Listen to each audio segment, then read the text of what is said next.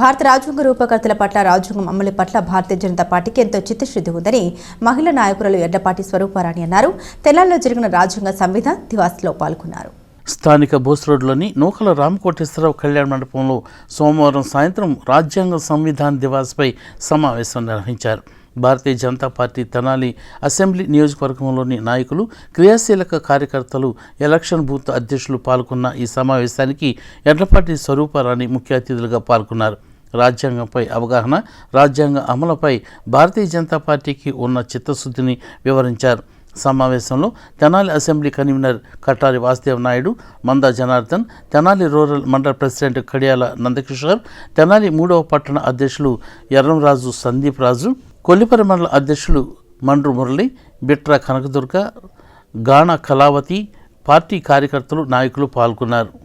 Bharat Ratna doctor BR Ambedkar గారు రాజ్యాంగ రూపకర్త.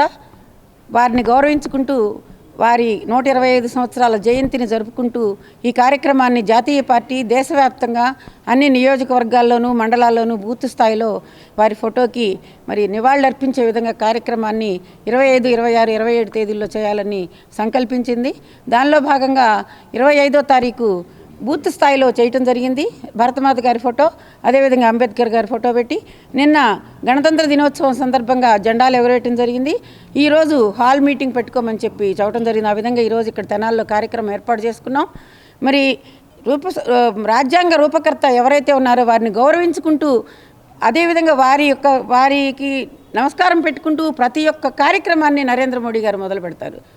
అలాంటి వారిని కాదని ఈ సంక్షేమ పథకాలు చేస్తున్నటువంటి ప్రభుత్వాన్ని కూలదోయాలని, ఓట్లు రానికుండా చేయాలని చెప్పి ఎన్నికల ముందు రాజ్యాంగాన్ని చేతిలో పట్టుకుని ఇండి కూటమి నాయకులు రాహుల్ గాంధీ లాంటి పరిపక్వత లేని నాయకులు రాజ్యాంగాన్ని అగౌరవపరిచే విధంగా పెట్టి రాజ్యాంగాన్ని ఎత్తేస్తుంది, రిజర్వేషన్లు తీసేస్తుందని చెప్పి అమిత్ షా గారు ఏదో మాట్లాడారని చెప్పి దుష్ప్రచారం చేసినటువంటి సందర్భంలో ఈ రోజున 125 జయంతి సందర్భంగా ఈ కార్యక్రమాన్ని దేశవ్యాప్తంగా చేయటం జరుగుతుంది.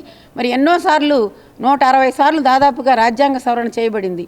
భారతీయ జనతా పార్టీ నాయకత్వంలో ఎన్డీఏ ప్రభుత్వం. అలాంటి ఎన్డీఏ ప్రభుత్వాన్ని రాజ్యాంగం ఎత్తేస్తారు, రిజర్వేషన్లు ఎత్తేస్తారని దుష్ప్రచారం చేయటం కాంగ్రెస్ ప్రభుత్వాన్ని మేము వ్యతిరేకిస్తున్నాం, ఇండి కూటమిని వ్యతిరేకిస్తున్నాం.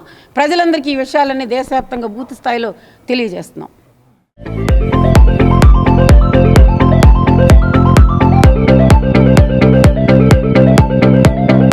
Please subscribe to our YouTube channel.